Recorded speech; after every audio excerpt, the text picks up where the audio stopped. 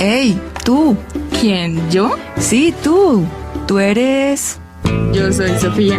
Nos encontraremos con Sofía para palabrear y acercarnos al mundo de la filosofía. Una producción de la Escuela de Ciencias Sociales, Artes y Humanidades. No te lo pierdas. Palabreando con Sofía. Tudo pode acontecer. Un saludo especial a toda nuestra audiencia de TV UNAD Virtual, a su programa Palabreando con Sofía, del programa de Filosofía de la Escuela de Ciencias Sociales, Artes y Humanidades de la UNAD. Mi nombre es Juan Sebastián Ballén Rodríguez y los vamos a acompañar en este viaje por la literatura y la filosofía desde la perspectiva de Don Quijote de la Mancha. Bienvenidos. Y un saludo especial a la profesora Ivania. Hola Ivania, ¿cómo estás? Hola, nuevamente un saludo cordial. Me encuentro muy gustosa de acompañarlos en este espacio. Un saludo a toda esa audiencia global y en línea. Y bueno, ahora en esta oportunidad buscamos pensar de la mano del ilustre Manco de Lepanto, así como lo mencionaba mi compañero Juan Ballén, con esa obra ilustre de Don Quijote de la Mancha. Pues este tema que les vamos a presentar hoy en este programa de Palabreando con Sofía nos permitirá encontrarnos un poco más con esas temáticas de justicia, poder y de idealismo. Bueno, y ahora con este saludo quiero dar curso a este tema tan importante, pero también quiero presentar a alguien que nos va a acompañar en este espacio, y es el doctor Mauricio Chávez Bustos, oriundo de la ciudad de Ipiales, del departamento de Nariño. Él es escritor, es autor de varios libros con temas literarios, sociológicos, folclóricos. El doctor Bustos es columnista en varios medios periodísticos regionales y nacionales, becario en el Certificado de Estudios de Afro-Latinoamericanos ALARI y de la Universidad de Harvard. Él también es miembro del Consejo Departamental de Cultura de Nariño y del Consejo Nacional de Literatura, facilitador en todos esos procesos de generación de diálogo, de construcción de la paz, por más de 20 años. Entonces demos la bienvenida al doctor Mauricio Chávez Bustos. Doctor Mauricio, bienvenido a este espacio de Palabreando con Sofía. Un saludo cordial y me alegra tenerlo aquí en este espacio. Digamos que nos alegra, ¿cierto, Juan? Nos alegra mucho tenerlo en este espacio donde disertaremos un poco más acerca de esa obra de Manco de Lepanto. Bienvenido, doctor. Muy buenos días con todas y todos ustedes, muy agradecido por esta maravillosa invitación, sobre todo para hablar de un tema tan de mi corazón como es Don Quijote de la Mancha, una obra clásica que a través de los siglos ha tenido diferentes lecturas y escrituras, de tal manera que muy agradecido de estar en este espacio. Muy bien, Mauricio, un placer tenerte entre nosotros pensando estos temas de Don Quijote y claramente en alusión a las relaciones entre literatura y filosofía. Bueno, se ha pensado que la literatura de caballería es un dejo de la Edad Media, ¿no? Y sabemos también, los lectores y los que sabemos algo de la historia de Don Quijote, que la caballería de alguna manera estuvo atrapada en la cosmovisión medieval, ¿no? En el teocentrismo, en el feudalismo, y de alguna manera pensar la libertad, que es uno de los temas filosóficos que quisiéramos abordar en esta entrevista, uno podría pensar que desde la Edad Media eso está capturado, que está de alguna manera desaparecido. Entonces la pregunta inicial que quisiéramos hacerte, tú en tu experticia sobre el Quijote de la Mancha y cuál es la relevancia filosófica y literaria de Don Quijote, ¿cómo podríamos pensar esta idea de la libertad siendo una obra que se encuentra de alguna manera en la grilla o en el gozne entre el viejo mundo, el mundo antiguo, medieval, y el mundo moderno? Un mundo moderno marcado por el antropocentrismo, marcado por el advenimiento de una nueva burguesía, del fin del feudalismo, el nacimiento de las grandes ciudades y las grandes sociedades burguesas, y en ese sentido también un resplandor de la idea de libertad. Entonces tratemos de pensar en el Quijote ¿Cómo pensar la libertad en esa relación y en ese espacio intermedio entre la Edad Media y el Renacimiento o el mundo moderno? Es uno de los temas, sin duda alguna, que va a atravesar toda la obra de Cervantes, particularmente en El Quijote de la Mancha. Recordemos que El Quijote de la Mancha, la primera parte fue publicada en 1605 y la segunda parte en 1616. ¿Por qué es importante ubicarla históricamente? Precisamente por la pregunta que me hace Sebastián. Es decir, estamos iniciando el siglo XVII y el siglo XVII tiene unas connotaciones de cambio muy importantes dentro del contexto de lo que va a ser el humanismo para finalmente ir, si se quiere, fundando lo que es la modernidad. Y también es necesario partir de la premisa de cuál fue la vida de Cervantes para entender el concepto de libertad. Don Quijote de la Mancha, recordemos que la primera parte es el hidalgo, Don Quijote de la Mancha. Ese hidalgo hace referencia a algo que estaba en decadencia en la época, que es el tema de los nobles frente a una burguesía que iban haciendo con el paso, con los descubrimientos geográficos. Ya América había pasado más de 100 años del descubrimiento, de tal manera que esa concepción es muy importante tenerla en cuenta, porque la libertad precisamente va a tener una connotación en el Quijote, que es el paso, si se quiere, de ese teocentrismo con el que había crecido Europa frente a una concepción de un mundo mucho más amplio. América le abre el mundo a Europa, al viejo mundo, de tal manera que la libertad tiene unas connotaciones que se pueden resumir en lo siguiente. En primer lugar, en el plano de lo que es la concepción del mundo en sí mismo, un mundo ampliado. Cuando los europeos llegan acá a finales del siglo XV, lo que encuentran es una naturaleza desbordada, algo que durante siglos los europeos, especialmente los que están, digamos, en la cuenca del Mediterráneo, habían de una u otra manera explotado misericordiamente, y encontrar un mundo en donde encuentran hombres, como son las comunidades indígenas, que tienen una vida en concordancia y una cosmogonía en donde la naturaleza no está escindida del ser humano. Entonces, eso le permite a Cervantes crear una figura como Don Quijote, que es una figura anacrónica para su siglo. Recuerden, quienes hemos leído el Quijote, que la sola forma como está escrito el Quijote es una burla a la forma misma de hablar. Ya en el siglo XVII no se hablaba como Don Quijote. Está empleando muchos anacronismos, pero no solo anacronismos desde el lenguaje, sino también anacronismos de una vida que estaba en añoranza. Entonces la libertad, en esa connotación natural, va a tener, digamos, una mirada, si se quiere, de añoranza frente a lo que había vivido Europa, frente al manejo mismo de esa naturaleza, pero también una concepción ya desde lo que es la introspección humana. Don Quijote es un loco que se atreve a vivir valores que ya estaban por fuera del contexto europeo de entonces.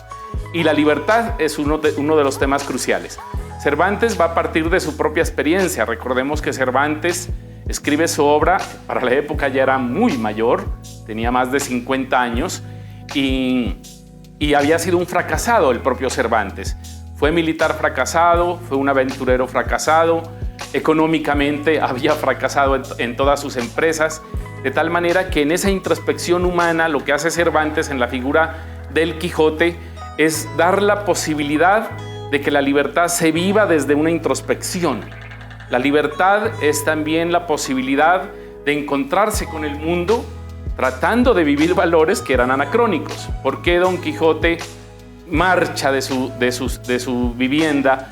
¿Por qué se va a aventurar frente a algo que ya los europeos de entonces no conocían como era un caballero?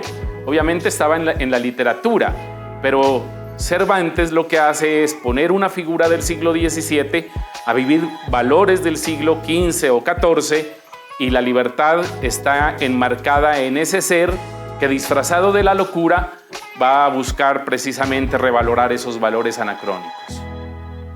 Muchas gracias, Mauricio. La profe Ibaña tiene una pregunta también. Sí, mira, doctor Mauricio, y a propósito de lo que tú hablas, bueno, hablabas de la libertad, pero a propósito de la justicia en Don Quijote, y digamos que continúa por el campo de ese supuesto ideal. Muchos estudiosos ven este obrar en ese anacronismo que su merced hablaba, y es decir que es una forma incorrecta de ese ideal aplicado a unos sucesos, digamos, donde el ejercicio de esa caballería estaba pasado de moda. Entonces, ese anacronismo de la corrupción, de la burocracia, digamos que está inmersa en la justicia de hoy. Y más aún en este tiempo actual, y con ello, pues digamos, quiero referirme al actual gobierno en Colombia y todo lo que ha venido sucediendo en este tiempo. Doctor, ¿cómo podríamos situar, ¿sí?, esa justicia anacrónica con una analogía? Sí, qué importante esta pregunta, porque sin duda alguna el tema de la justicia y de la justicia social es una preocupación que tenemos constantemente, no solamente en Colombia, sino en el mundo contemporáneo. Vemos cómo en este siglo XXI aparecen potencias que de pronto creíamos que ya habían pasado. Aparece Rusia invadiendo territorios, pero los Estados Unidos, que tampoco ha dejado de tener, digamos, un pensamiento colonizador, de una Europa envejecida que tiene todavía sobre sus manos la economía del mundo. Entonces, esta pregunta es sumamente importante porque precisamente Cervantes, cuando escribe el libro, lo que hace es, lo vuelvo y lo repito, una burla de su época. Se está burlando de lo que pensaban ya esa burguesía que empezaba a emerger en España, pero también de una modernidad tardía. Recordemos que la modernidad le llega tarde a España, como nos llega tarde a nosotros, a los americanos. De tal manera que esa justicia, que estaba amparada, digamos, en valores muy cercanos a lo que es el concepto religioso. Para dar un ejemplo, cuando Don Quijote y Sancho salen en una de las aventuras, una de las frases del Quijote a Sancho resume parte de lo que es la concepción de la justicia. Le dice: con la iglesia hemos topado. Claro, están frente a una iglesia, pero detrás de eso también hay un marco que da a entender que en el siglo XVII también había una añoranza frente a una justicia que había pasado de pronto de la iglesia a la parte civil. Entonces, esa justicia reflejada en un loco como es Don Quijote, que está pensando en los valores antiguos, pues si los traemos a colación al siglo XXI, es la justicia que todos añoramos como un idealismo. Pero la justicia no se puede quedar en el ideal. Hay un personaje fundamental dentro de la obra del Quijote, que es Sancho Panza. Si Don Quijote representa el idealismo, Sancho Panza representa lo concreto, lo fáctico, es decir, la necesidad del pueblo llano del siglo XVII está reflejada en Sancho Panza. Y si lo transportamos ese Sancho Panza al siglo XVII, lo que vamos a encontrar, y si me piden una analogía, pues es una injusticia sumamente grande frente a lo que son la clase de la sociedad menos favorecida.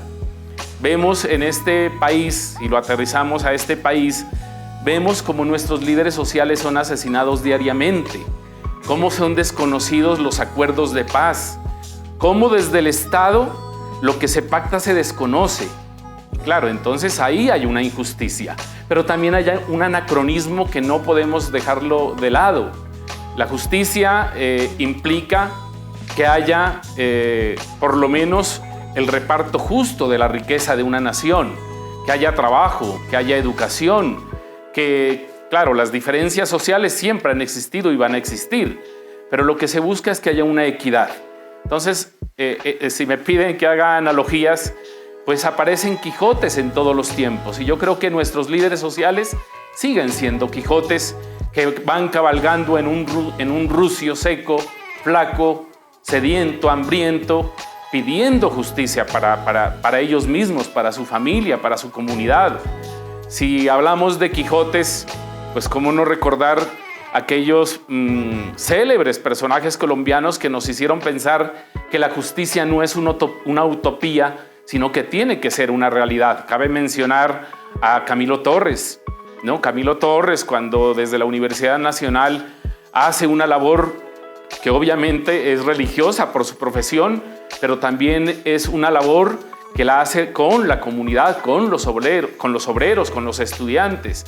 Entonces aparecen esos Quijotes que parecen anacrónicos, pero que le van reclamando al mundo que haya una justicia, una equidad. Por eso el Quijote, claro que el Quijote ha tenido múltiples lecturas. Los españoles del siglo XVII al siglo XIX lo leían como si fuese un libro cómico, una aventura de humor.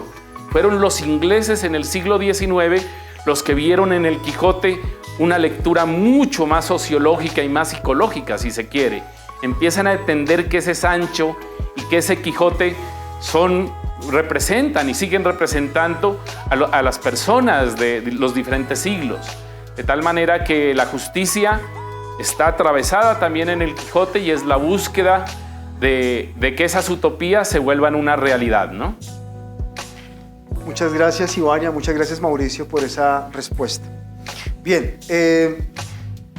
pasemos a otro tema también de orden muy relacionado con la justicia, pero ahora pensemos el tema de la libertad desde una perspectiva filosófica, deontológica, ética. Normalmente la filosofía, y sobre todo en la época que estamos pensando, que es el 17, la libertad era entendida desde un racionalismo filosófico, desde una visión absolutamente deontológica, ¿no? La máxima expresión de la deontología en la teoría de la libertad es ni más ni menos que la teoría de Immanuel Kant, el imperativo categórico. Ahora, la pregunta sería, ¿qué nos aportaría Don Quijote, ¿no?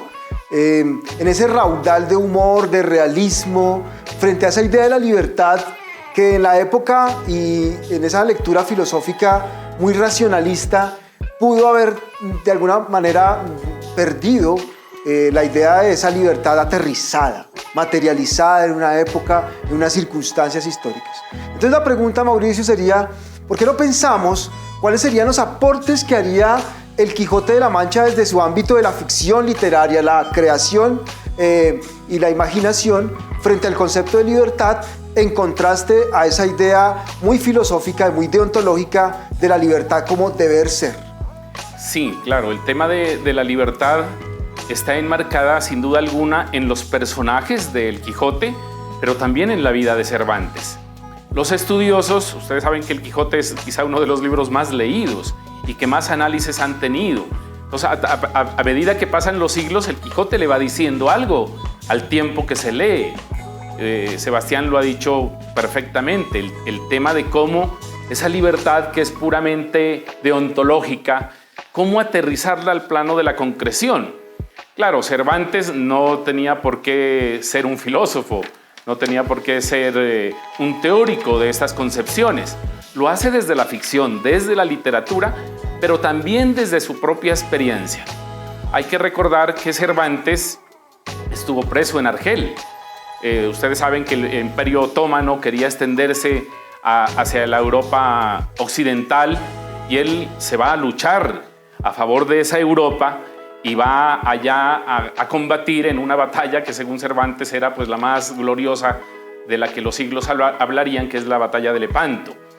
Y él es hecho preso, se lo llevan a Argelia y eso parece una anécdota, pero es muy profundo porque le va a permitir a Cervantes conocer la otredad. Claro, estamos en un mundo católico, en un mundo totalmente religioso. Cervantes crece en ese ambiente y encontrar la otredad desde otra concepción religiosa le va a marcar profundamente su pensamiento. Y después, cuando Cervantes llega a España y empieza a escribir el Quijote, también lo hace desde una cárcel. Eso no es una ficción. A Cervantes lo meten preso porque había usurpado unos dineros del manejo de diezmos y él empieza a escribir el Quijote, así lo dice en la primera parte, en la presentación, en una cárcel. ¿Esto a qué nos lleva?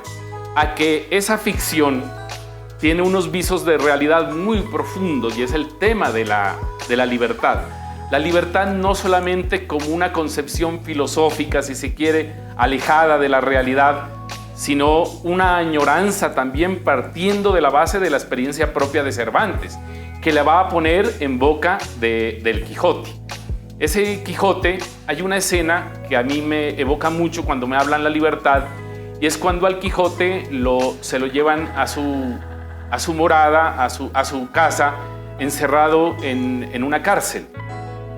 Y él se va burlando de lo que va viendo alrededor de todos los personajes que lo rodean. Es decir, hay una locura. Y es un loco el que está añorando la libertad, pero es un loco que se da cuenta de lo que le está pasando. Es decir, si se quiere, una locura ficcional frente a un personaje que está viendo cómo los que lo van acompañando se están burlando de ese loco que añora la libertad. Claro, entonces ahí hay una enseñanza muy profunda, que es cómo esa libertad está dentro de la concepción del ser humano, mucho más allá que la norma, mucho más allá que cualquier moral, si se quiere, sino que parte de la experiencia de cada uno. Es un loco que está encerrado, que está siendo conducido a su casa, pero que se está burlando de lo que está viendo por fuera. De tal manera que esa libertad, si uno se pone a leer, por ejemplo, los estudios que hace el profesor Estanislao Zuleta frente a lo que es la concepción de la libertad en el Quijote, uno va a encontrar que esa libertad es quizá lo único que posee el ser humano per se. La libertad.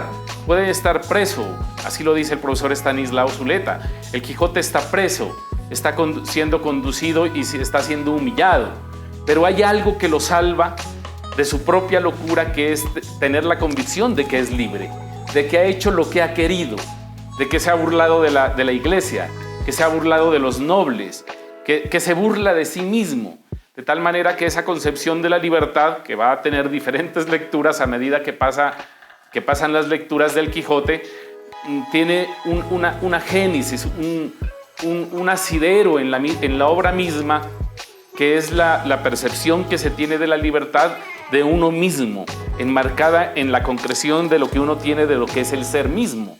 Entonces, claro, Cervantes no tenía que ser un filósofo ni un teólogo, pero es un gran inventor de ficción, de una ficción que parte de la realidad. Entonces, la libertad, creo que en el Quijote nos sigue marcando a quienes lo leemos como esa posibilidad de una realidad, como ir más allá de la norma, ir más allá de lo establecido. La locura en el Quijote no es, digamos, la cara opuesta de lo que es la libertad, porque los locos están enajenados.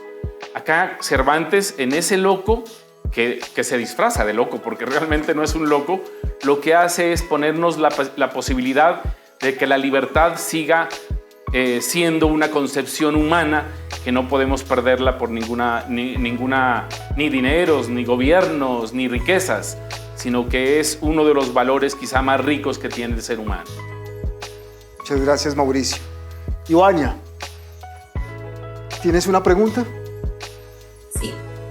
Sí, mira, doctor Mauricio, gracias por esas respuestas tan contundentes que tú nos presentas en este espacio. Pero siento que para mí la obra muestra una profundidad íntima con estas temáticas. Y cuando yo leo su escrito, Libertad, Justicia e Idealismo, me causa un profundo placer, pero también un sentimiento como de serenidad, que yo, digamos, lo llamaré como una metafísica, así entre comillas, y que a mí me ha despertado desde todas estas lecturas. Pero quisiera hablar de la relación de Don Quijote y Sancho.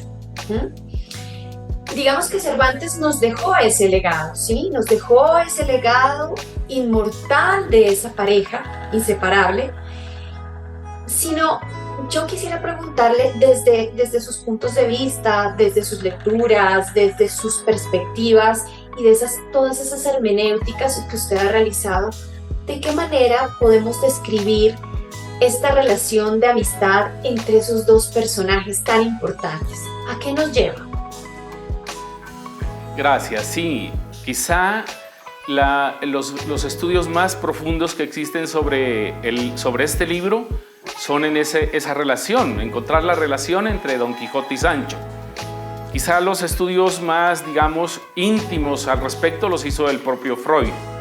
Freud fue un lector de Don Quijote de la Mancha para poder desentrañar lo que es la concepción psicológica de lo que es el ser humano, ¿no?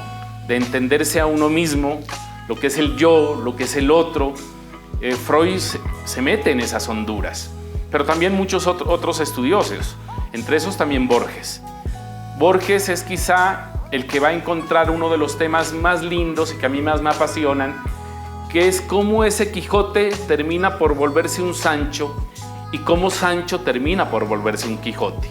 Y ese juego que hace Cervantes es mágico, porque ya he dicho, Don Quijote representa el idealismo y Sancho representa el pragmatismo, pero a través de todas esas aventuras en los dos tomos, tanto en la del ingenioso hidalgo como en la del ingenioso caballero, que es la segunda, lo que Cervantes va a retratar, o lo que va a tratar de retratar, es la misma condición humana.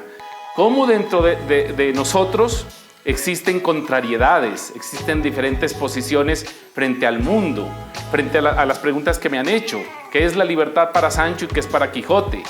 ¿Qué es la justicia para Sancho y qué es para el Quijote?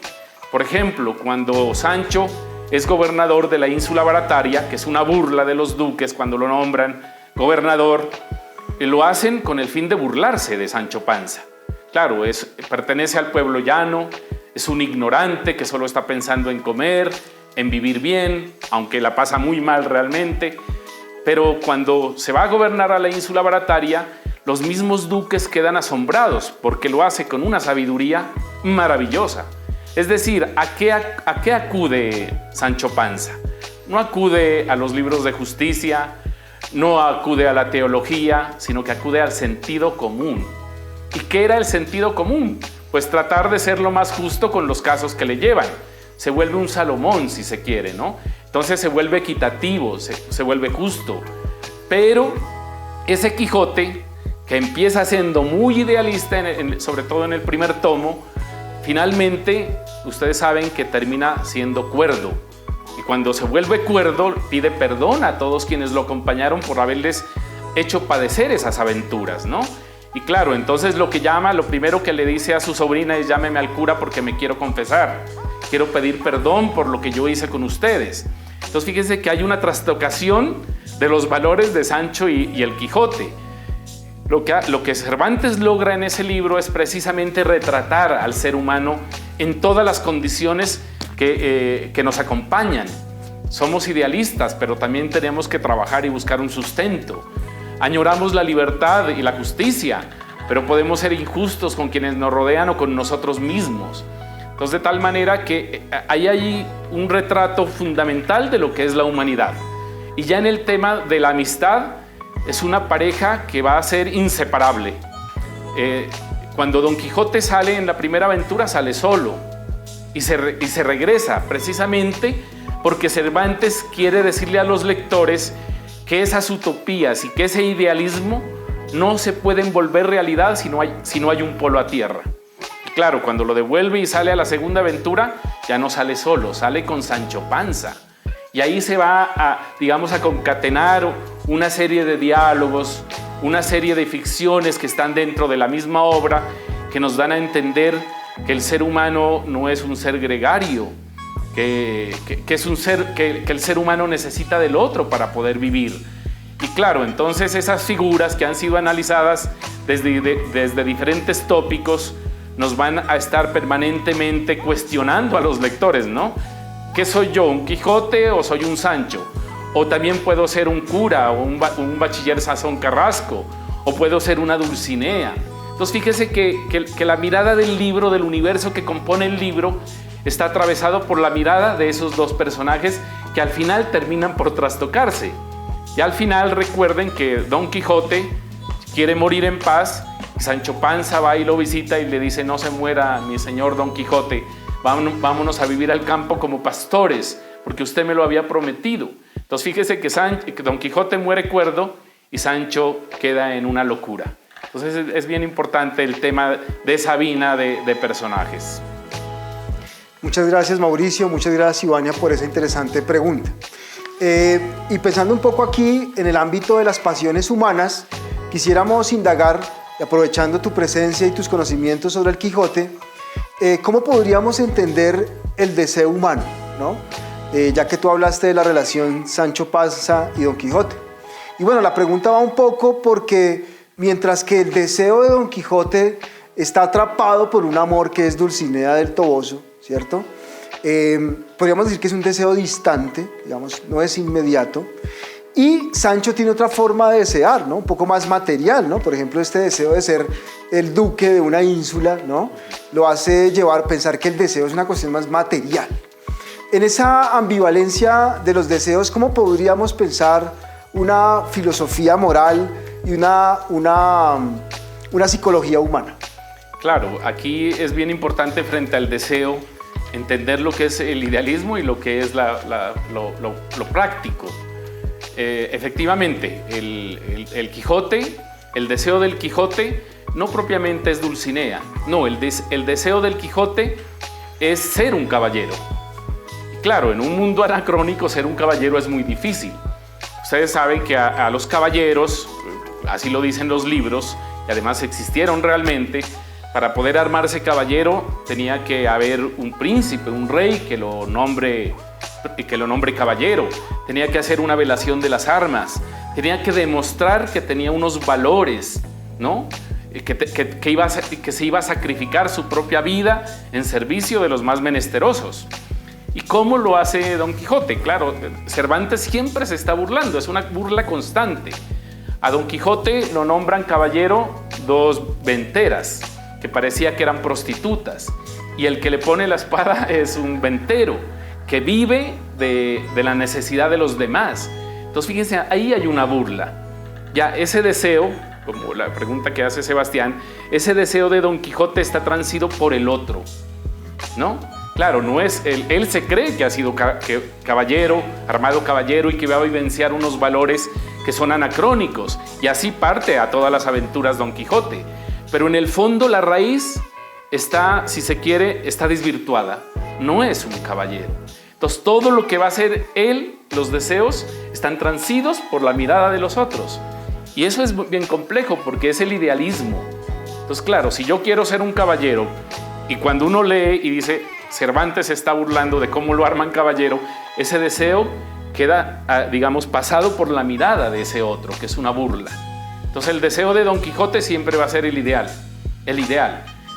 Pero es tan complejo que ese deseo puede ir en contra de las mismas normas de la comunidad.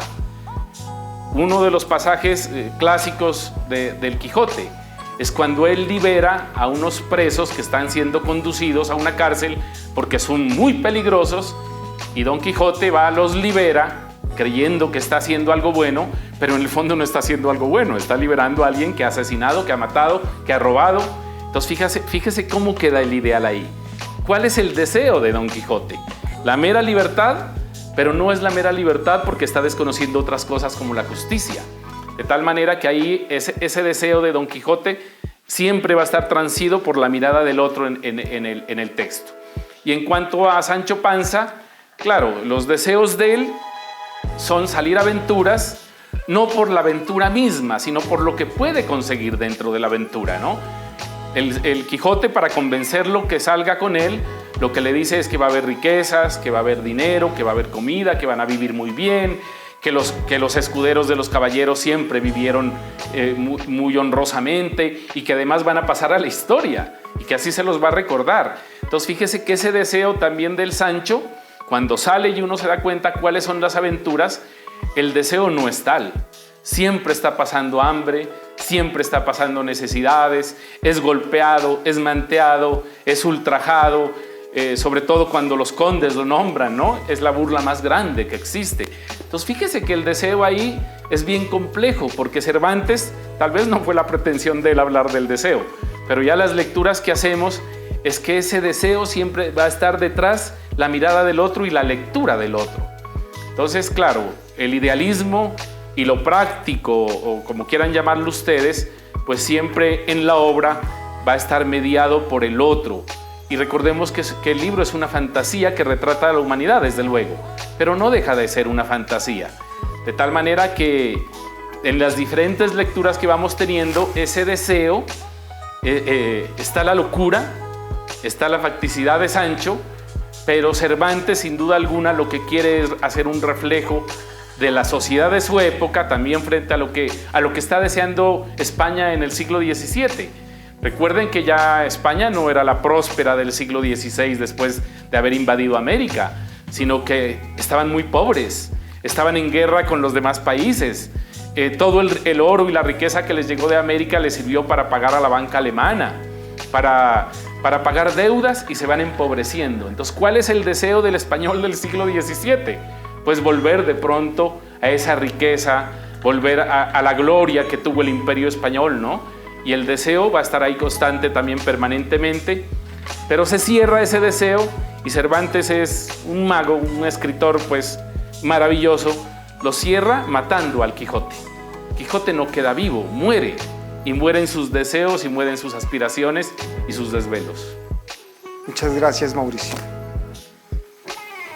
Gracias, doctor Mauricio. Nuevamente le reitero desde acá un saludo muy especial, también desde estas tierras nariñenses, y lo que nos permite toda esta virtualidad, poder compaginarnos en este diálogo que ha sido supremamente nutritivo, ¿sí? Y que en efecto su merced, usted nos ha prestado ese saber en este programa de Palabreando con Sofía, y también para nuestros estudiantes, para toda esa comunidad académica que nos escuchará y también nos visualizará, para toda esa audiencia. Y bien, a propósito de hablar de esa justicia, digamos que sabemos que es un ideal que incardina a esos colectivos y a todas las instituciones humanas.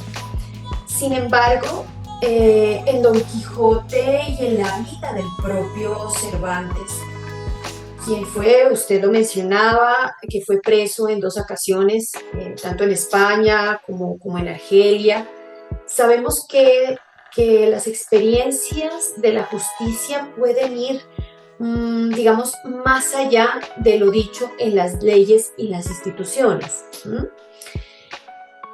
¿Cómo el modelo de justicia, que es claro y eterno en la mente de Don Quijote, no lo llega a ser en el plano de la realidad, siendo que, digamos, esta paradoja del dilema mismo que trae consigo ese concepto de justicia, entendiéndola como equidad o buen reparto, y también como esa distribución perfecta, doctor?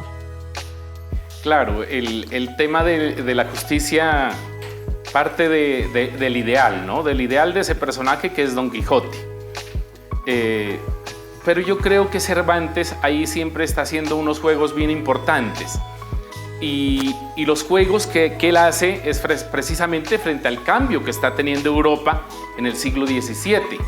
Ya, por ejemplo, Alemania ya tiene un desarrollo mucho más grande, si se quiere, también en el tema del pensamiento y de lo que es la filosofía que va a fundar el modernismo. Inglaterra es un país que se vuelve mucho más práctico, practicismo inglés, que es tan reconocido y que va a estar totalmente escindido en la filosofía inglesa. En cambio, la España del siglo XVII es otra cosa. Por eso ese Quijote representa esa España y va a representar los valores que está viviendo España. El tema de la justicia está reflejado en todo lo que le acontece al Quijote. Entonces, claro, uno termina por apasionarse con los personajes a tal punto que uno cree que eso que está leyendo es real, que pasó. Esa es la magia de Cervantes. Pero lo que está detrás de esos personajes es una concepción del mundo. Y la justicia siempre va a estar enmarcada ahí. La imposibilidad de lograr la justicia, ¿no? Si se quiere un resumen, es eso. En el Quijote no hay justicia para ni Don Quijote, ni para Sancho, ni para Dulcinea, ni para ninguno. Lo que hay siempre es una burla. Lo que hay siempre es una locura. Lo que hay siempre es el deseo de algo que no se logra. Un ejemplo, Dulcinea. Dulcinea está en la mente del Quijote, pero Dulcinea no existe. Es Aldonza Lorenzo la que existe, ¿no? Y él se le imagina bellísima, se la imagina vestida de sedas, que tiene 10 cortesanas, y Sancho se le burla y le dice, ¿cuál es Dulcinea? Aldonza Lorenzo, la que tiene pelo en pecho, porque así la describe. Entonces fíjense que es una cosa el ideal que está representado en el Quijote y otra la realidad.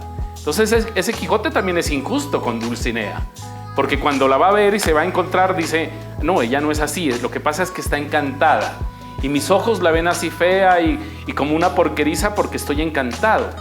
Entonces ahí hay una injusticia con Dulcinea, no se la valora en lo que ella es como claro, es un personaje, pero si la pasamos al tema de la realidad, pues hay una burla a ella, ¿no?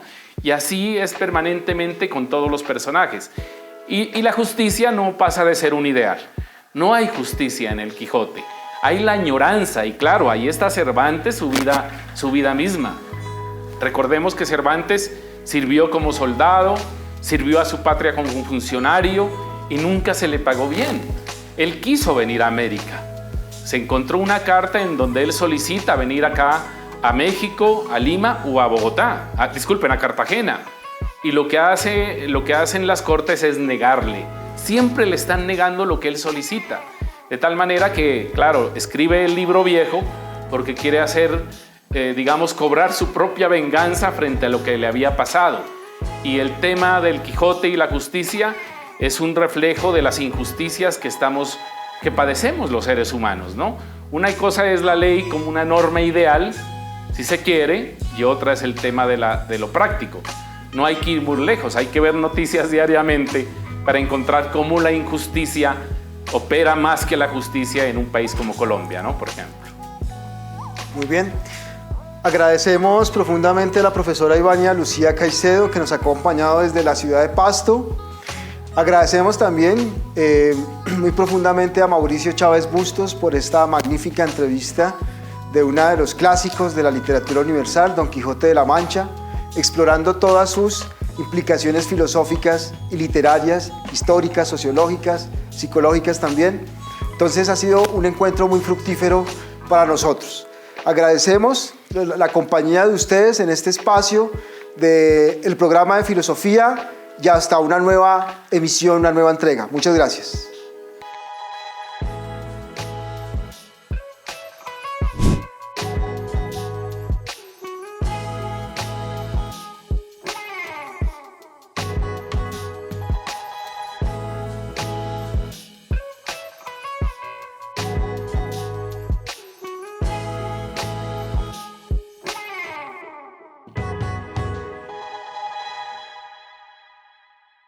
Palabreando con Sofía.